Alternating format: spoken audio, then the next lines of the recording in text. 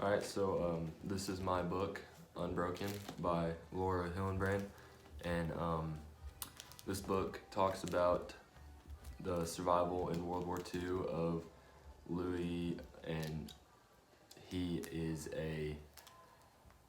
kind of talks about his whole life.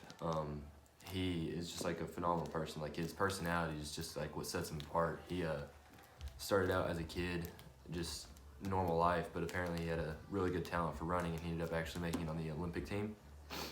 And then he got drafted into World War II, along with a lot of other people, but he got drafted into World War II, and he joined the Army Air Corps and was trained as a bombardier.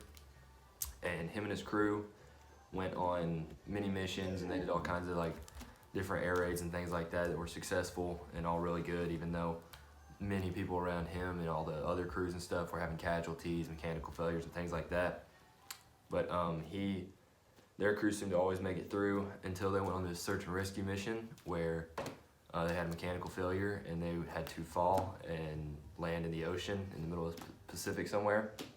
And him and two others survived the crash and landed in the ocean, had to survive on two rafts for a long time. And actually on the first night, whenever they landed, one of them in like panic didn't know what to do. He ate all the food they had, and so the food that's supposed to last him for a few days, all the men were supposed to last for a few days, was now gone because he ate it all.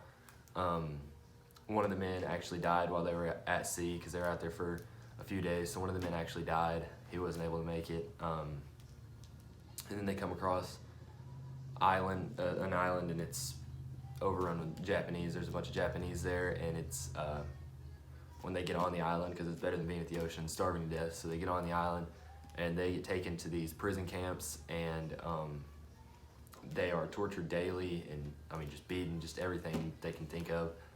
And somehow they make it through, but it's just kind of about his life. I'm gonna read a page right now about whenever they were in one of the camps.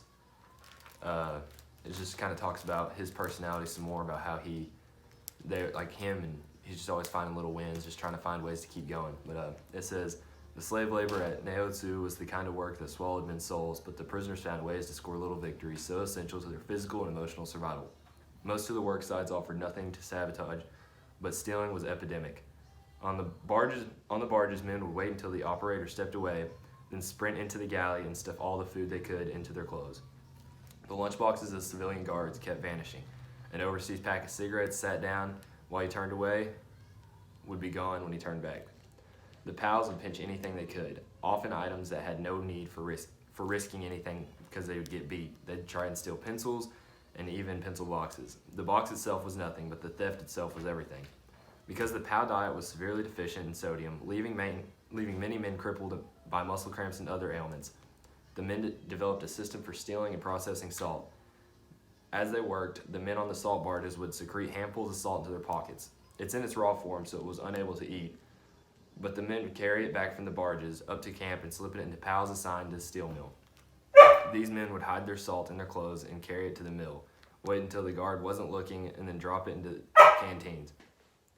By morning, they would put water in them, and the canteens would have boiled all the water away, and only edible salt residue was there. Treasure beyond price. So that's my book.